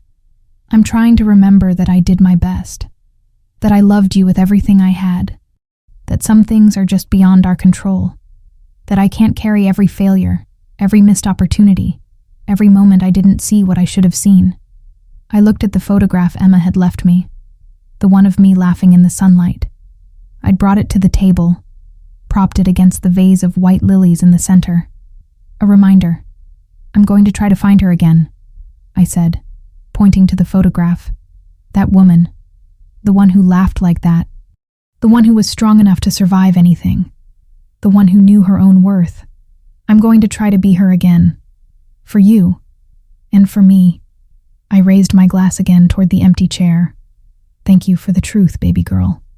Thank you for seeing me. Thank you for every single moment we had together. You were the best thing I ever did. The best thing I ever will do. The greatest gift of my life." My voice broke completely. "I miss you so much it feels like dying. Like every breath is an act of violence against my body because you're not here to breathe with me. Like the world is wrong now, fundamentally wrong, and it will never be right again." I drank, and in the silence that followed, I felt something I hadn't felt in weeks. Not peace, exactly, but something close to it. Something softer than the sharp edges of grief I'd been living with. Acceptance, maybe, or the very beginning of it. The tiniest seed of understanding that I would survive this. That I could carry this grief without letting it destroy me. That Emma would want me to live, really live, not just exist in the shadow of her death. I ate my dinner slowly, taking small bites, telling Emma stories about her childhood, about the time she'd tried to dye her hair purple in the bathroom sink and ended up turning it green instead. And we'd laughed so hard, we'd cried. About her high school graduation, when she'd tripped walking across the stage and turned it into a theatrical bow that made everyone laugh and cheer. About the day she'd gotten into NYU, how we'd screamed and jumped around the kitchen like lunatics. I told her about my plans, about how I was starting therapy twice a week now instead of once. About how I was thinking of taking that trip to Italy she'd always wanted us to take together. Maybe I'd scatter some of her ashes there, in Florence or Rome or somewhere beautiful. About how I was going to start writing again, something I'd given up after the divorce because I'd convinced myself I wasn't good enough. "I'm going to live, Em," I said as I finished the last bite of chocolate cake, letting the molten center spill onto the plate. Really live. Not just survive. Not just exist. I'm going to find joy again. Find purpose. Find that woman in the photograph. Because I think that's what you wanted for me. What you were trying to give me with that video and those letters. Permission to stop carrying their lies and start carrying my own truth. When I finally blew out the candles, the sun had set completely. The house was dark, except for the streetlight filtering through the curtains, casting everything in a soft, silvery glow. I cleared the table carefully, washing each dish by hand instead of using the dishwasher, taking my time, letting it be a meditation, a ritual, a way of honoring this strange, necessary goodbye dinner. And then I went to my laptop, opened a new document, and started writing. Not the angry letter I'd drafted days ago, the one that was still tucked in my desk drawer, waiting. Not a manifesto of rage and betrayal meant to destroy Robert and Vanessa's reputation, but Emma's story, our story, the truth she'd wanted me to know. I wrote about the marriage I thought I had, about the divorce that broke me, about the years of self-blame and therapy and trying to rebuild a sense of worth from the ruins of betrayal, about Emma growing up caught between two parents who barely spoke, about the video that changed everything, about the letters that showed me who I used to be. Not for revenge, not to hurt anyone, but because Emma had trusted me with this truth. And because stories like ours, stories of betrayal and grief and the complicated love between mothers and daughters, deserved to be told, if not for me, Then for every woman who'd ever blamed herself for someone else's lies. For every daughter caught between parents. For every person carrying secrets that were poisoning them from the inside. I wrote until dawn. Until my fingers ached and my eyes burned, and the first light of morning crept through the windows like a promise. And when I finally stopped, I had 40 pages. Raw and honest and painful. Full of love and loss and hard-won truth. The beginning of something. Not an ending, but a transformation. Emma's gift to me, and my gift to anyone who needed to hear it. I didn't mean for it to go viral. I really, truly didn't. A week after that dinner with Emma's ghost, after I'd written 40 pages of our story, after I'd cried and edited and cried some more, I posted a short version on a women's support forum I'd been part of for years. Just a few paragraphs, maybe 800 words. About discovering the affair 15 years too late. About Emma's video. About the weight of secrets and lies.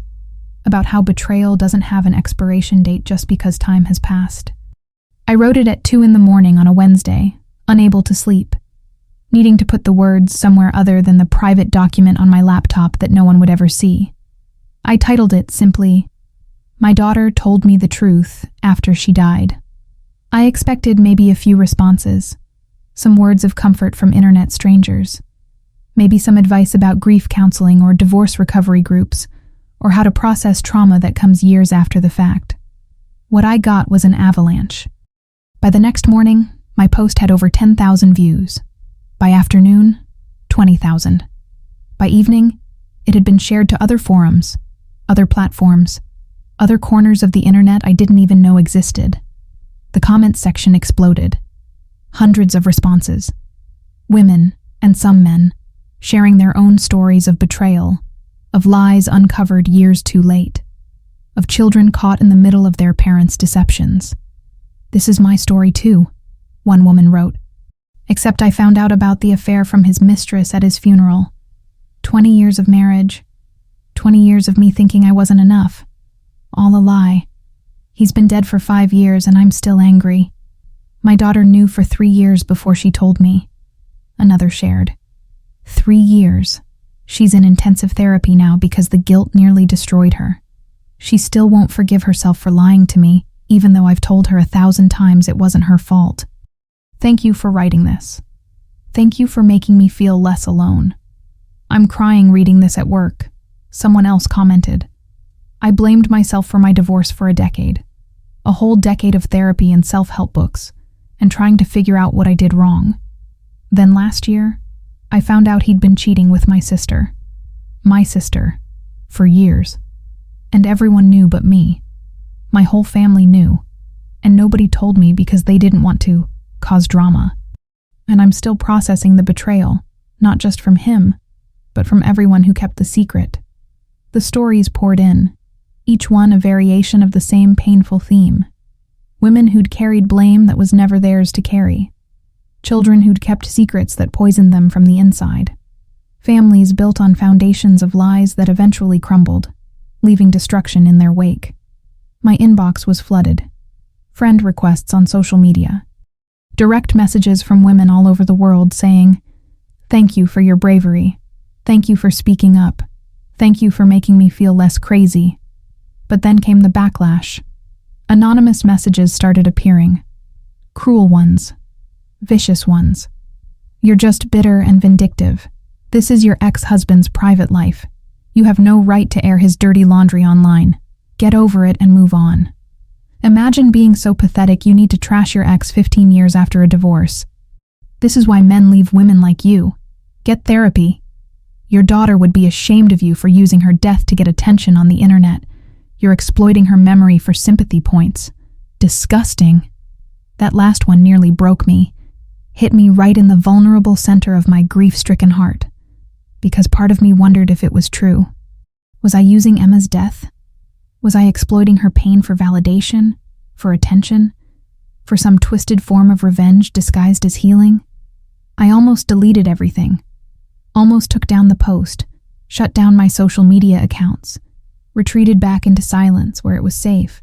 But then I got a message from someone named Sarah Mitchell, a divorce lawyer. "Margaret, I'm a lawyer. I specialize in divorce cases, particularly those involving infidelity and financial deception. And I've seen what you're describing dozens, no, hundreds of times. Men who lie about when affairs started to protect themselves legally and financially. Women who gaslight their partners into thinking the marriage failed because of mutual incompatibility rather than betrayal. Couples who rewrite history to avoid social judgment or financial consequences. What you're doing, telling the truth, it matters. Not just for you, but for every woman who's been fed those lies. Every woman who's been told to move on and stop being bitter while the real story gets buried.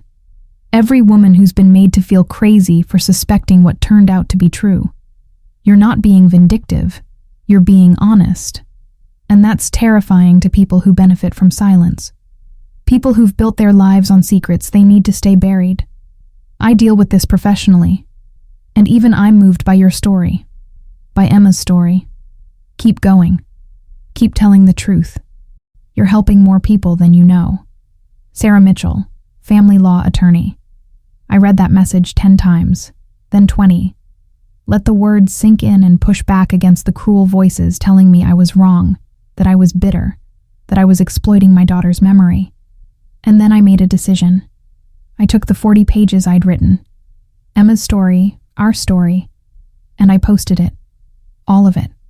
Not on the forum, but on my own blog. The one I'd started years ago, back when I thought I might become a writer someday. Back before the divorce convinced me I had nothing worth saying. I titled it, What My Daughter Wanted Me to Know. A story of lies, loss, and the truth that came too late. I included everything. The marriage, the divorce, the years of self-blame, Emma's discovery, the video, the letters, her death, my grief, the betrayal that spanned 15 years. I wrote about Robert and Vanessa by name. About their lies, about how they'd rewritten history to protect themselves, about how Emma had carried their secret until it destroyed her peace. I hit publish before I could second-guess myself, before fear could make me hide again. Within 24 hours, it had been shared thousands of times, picked up by online magazines focused on women's issues, discussed on podcasts about divorce and betrayal, screenshots posted on Instagram and Twitter and Facebook. My phone wouldn't stop buzzing. My email was flooded. People were reading Emma's story, our story, and they were responding. Some people called me brave. Some called me bitter. Some said I was a grieving mother exploiting her daughter's memory for attention. Some said I was a hero for speaking truth to power, for refusing to protect men who'd hurt me. But the overwhelming majority, they thanked me. They thanked me for saying what they'd been too afraid to say, for naming the betrayal, for refusing to protect people who'd never protected them, for showing them that they weren't alone, weren't crazy, weren't being too sensitive, or unable to move on. My ex made me sign an NDA as part of our divorce settlement, one woman wrote in the comments. I can't tell my story publicly without risking legal action, but reading yours made me feel less alone, less crazy. Thank you for having the courage I don't have. I'm sharing this with my therapist. Another commented. I've been blaming myself for my marriage ending for 7 years. 7 years. Your story is helping me see that maybe, just maybe, it wasn't all my fault. My daughter is caught in the middle of me and my ex right now. Someone else shared. He's trying to get her to lie about his new girlfriend, about when they met, about everything. I'm sending her your story.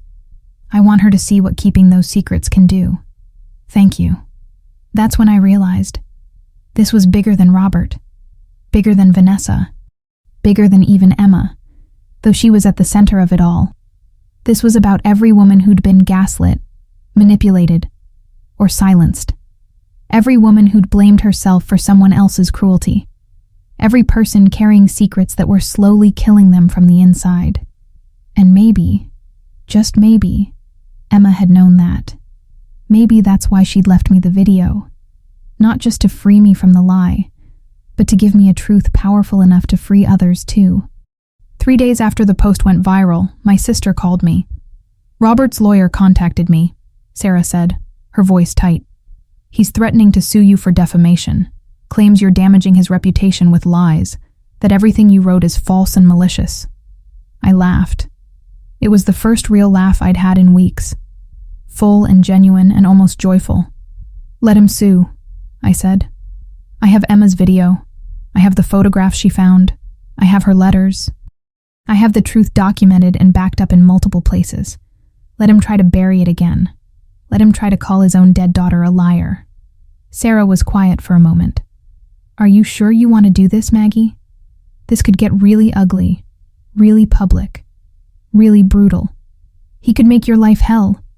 I thought about Emma, about the weight she'd carried alone, about the fearless woman in the photograph, laughing in the sunlight, about all the women who'd reached out to thank me for speaking their truth when they couldn't speak it themselves. "I've already lived through the ugliest thing imaginable," I said quietly. "I buried my daughter, Sarah. I watched them lower her into the ground. I had to sort through her things and plan her funeral, and figure out how to keep breathing when she doesn't breathe anymore. Nothing Robert can do to me is worse than that." "Okay," Sarah said softly. "Okay, then let's fight. I'll represent you if it comes to that, pro bono, because this is important. What you're doing is important." "Thank you," I whispered. "Don't thank me," she said. "You're the one being brave here. You're the one telling the truth even though it's costing you. That's real courage, Maggie." After we hung up, I sat with that for a while, with the idea that maybe, just maybe, I was being brave, that sharing Emma's story wasn't exploitation, it was honor. It was keeping her memory alive in a way that mattered, in a way that helped people. The lawsuit never came, but something else did. An email from Vanessa. Subject line: "I'm sorry." And everything was about to change again. The email from Vanessa sat in my inbox for 3 days before I opened it. I could see the subject line: "I'm sorry." And every time I thought about clicking it, my stomach twisted with anxiety and rage, and something else I couldn't quite name. Curiosity, maybe, or hope, or the terrible need to understand what could possibly possess her to reach out now, after everything. On the third day, late at night when I couldn't sleep, I finally opened it. "Margaret, I've started this email 100 times, deleted it, started again. I don't know what to say that would make any difference. I don't know if there are words that could possibly convey how sorry I am, but I'm going to try. You're right about everything, about the affair, about the lies, about me being complicit in destroying your life and your sense of self, about Robert being a coward, about Emma carrying a burden she should never have been asked to carry.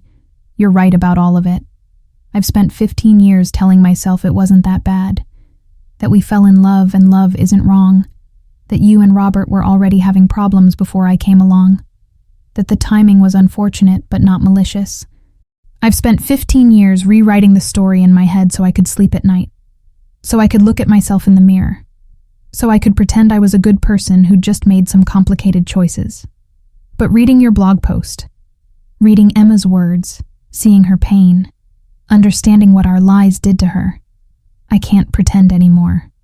I destroyed your marriage. I helped Robert lie to you for years. I smiled at you at school pickup while sleeping with your husband. I played bonus mom on Instagram while knowing the whole foundation was built on betrayal. I let you blame yourself. I let you carry shame that should have been mine. And worst of all, Margaret, I made Emma complicit. When she found those photographs, when she confronted us, I should have told her to tell you immediately. I should have insisted on it. Instead, I stayed silent while Robert begged her to keep our secret. I watched him manipulate our daughter, your daughter, into protecting us, into lying to you, and I did nothing. I told myself I was respecting Robert's relationship with Emma, that it wasn't my place to interfere, but that was cowardice. I could have told you myself. I could have freed Emma from that burden. I could have done the right thing, but I didn't, because I'm a coward too, just like Robert. I read your story about the dinner you had with Emma, how you set the table for two and made her favorite meal and told her goodbye the way you needed to, and I cried. I cried because I realized I never had that with her. I was never her real mother. I was never her person. I was just the woman who married her father. The woman who tried to buy her love with expensive birthday presents and Instagram posts. The woman who pretended we had a relationship we never actually had. Emma tolerated me, for Robert's sake. But she never loved me the way she loved you, and I was jealous of that. God help me. I was jealous of your relationship with her even though I had no right to be. Even though I'd helped destroy your family. I don't expect forgiveness. I don't deserve it. I'm not writing this email to make myself feel better, or to ask you to take down your blog post, or to protect what's left of my reputation. I'm writing because you deserve an apology. A real one. From me. I'm sorry, Margaret. I'm sorry for the affair. I'm sorry for the lies. I'm sorry for letting you blame yourself for 15 years. I'm sorry for what we did to Emma. I'm sorry for everything. You were always enough. You were an amazing wife and an incredible mother. Robert was lucky to have you, and he threw it away for someone who wasn't worth it. I know these words can't undo the damage. Can't bring Emma back. Can't give you back those 15 years of self-doubt and pain. But they're true. And you deserve to hear them a long time ago. I'm so sorry. Vanessa. I read the email 3 times, then 4, then 5. Each time I felt different things. Rage, sadness, bitter satisfaction that she finally admitted the truth. Exhaustion at how much pain could have been avoided if she'd just been honest years ago. But underneath all of that, something else stirred. Something I didn't expect. Not forgiveness, exactly, but maybe the beginning of release. The tiniest crack in the wall of anger I'd been living behind. Because here's what I realized. Sitting there in my dark bedroom at 2 a.m. reading Vanessa's apology. Holding on to this rage was destroying me. Carrying this bitterness was turning me into someone Emma wouldn't recognize. Someone hard and bitter and consumed by the past. And Emma had asked me to find that woman in the photograph again. The one who laughed freely. The one who was strong but not hardened. The one who could survive betrayal without letting it define her. I couldn't be that woman while carrying this much hate. I didn't respond to Vanessa's email. Didn't write back to tell her I forgave her. Or that everything was okay now. Because it wasn't okay. It would never be okay. But I didn't delete it either. I saved it. Kept it. Let it sit there as a reminder that even people who do terrible things can eventually face the truth. Can eventually take responsibility. Can eventually stop hiding. It was something. Not everything. But something. The lawsuit never happened, just like Sarah predicted. Robert's lawyer sent one more threatening letter, but when Sarah responded with a detailed outline of the evidence we had, Emma's video, the photographs, the documented timeline, they went silent. Because the truth is a powerful thing, and Robert couldn't fight it without making everything worse, without calling his dead daughter a liar in public court, without exposing himself to the judgment of everyone he knew. So he did what cowards do. He stayed quiet. He and Vanessa moved to a different state 3 months later. Oregon, I heard through mutual friends. Far away from the whispers and the judgment. Far away from me. I didn't care where they went. They were no longer my problem. No longer my burden to carry. 6 months after Emma's funeral, I went to Italy. Alone. I visited all the places Emma and I had planned to see together. The Amalfi Coast, where the cliffs meet the sea in impossible beauty. Florence, where the art made me cry in ways I didn't expect. Rome, where the history felt alive in every cobblestone street. I carried her with me. In the journal I wrote in every night, recording my thoughts and feelings and memories. In the photographs I took of every beautiful thing I saw, wishing she could see them too.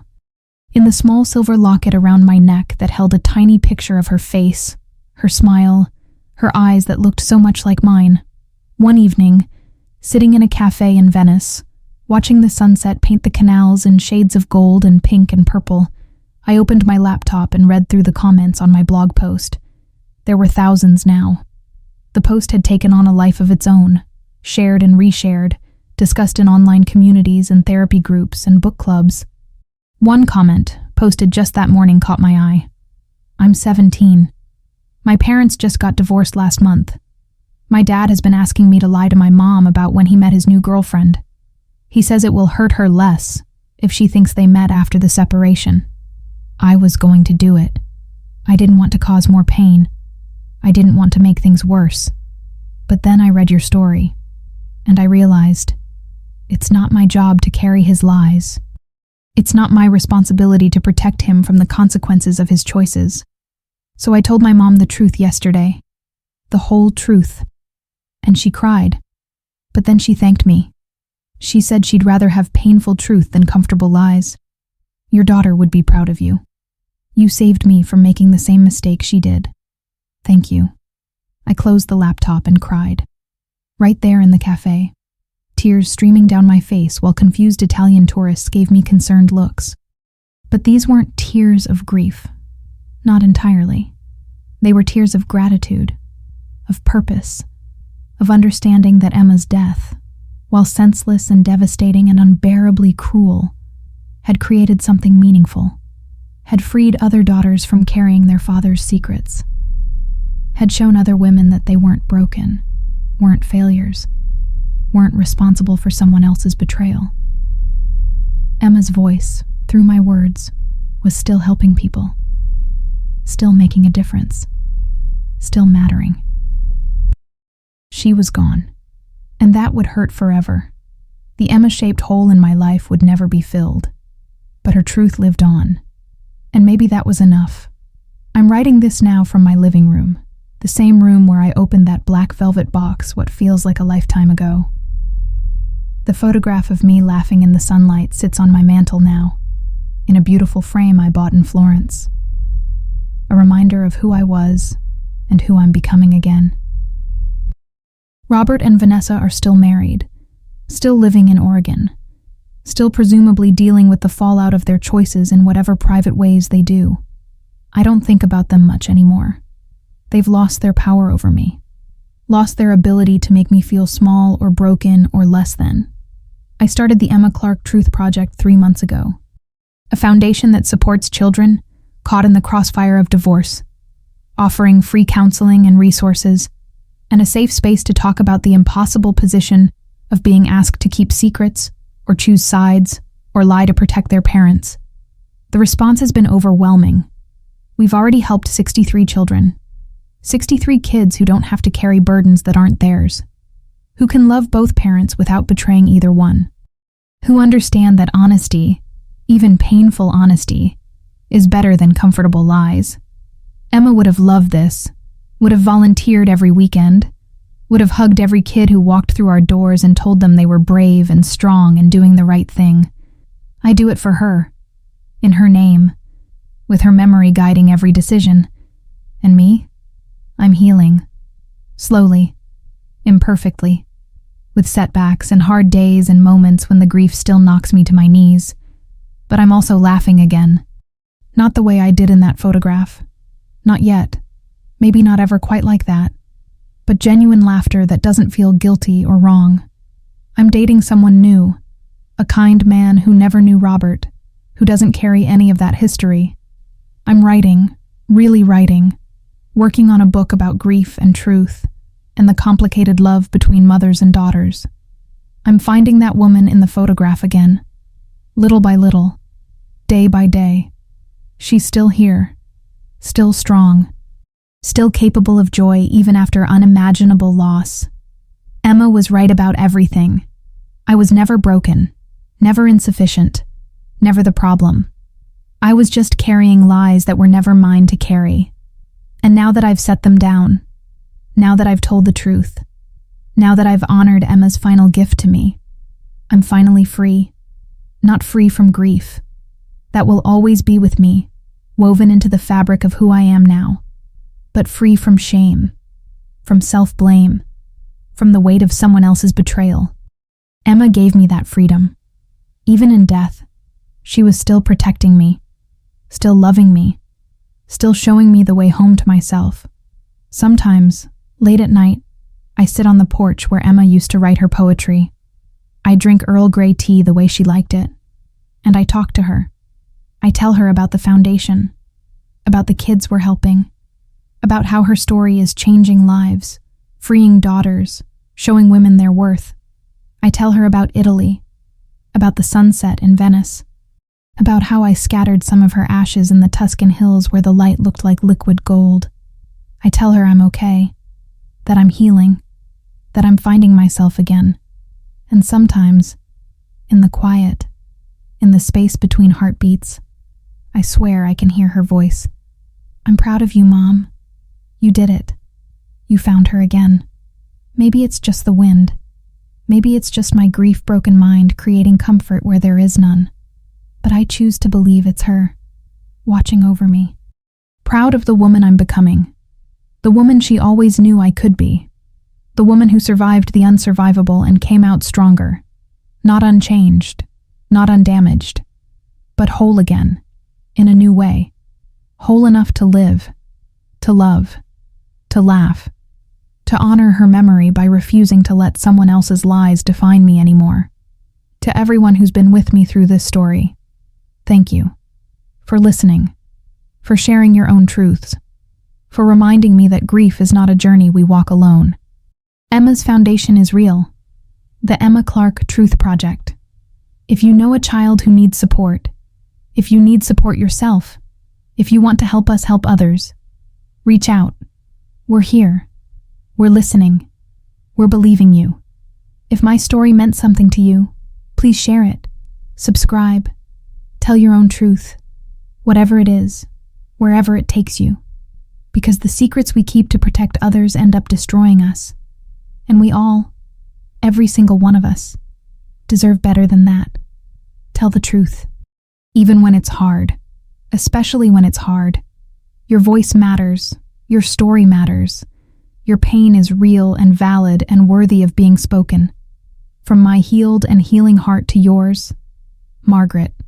Sometimes the hardest stories are the ones that need to be told most. What truth are you carrying today? Share below. I'm reading every comment, and thank you for letting me share mine with you.